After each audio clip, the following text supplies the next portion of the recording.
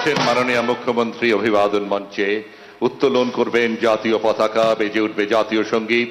আসুন আমরা সকলে উঠে দাঁড়িয়ে শ্রদ্ধা জানাই। Hoisting of national flag by Honorable Chief Minister Mamata Banerjee. National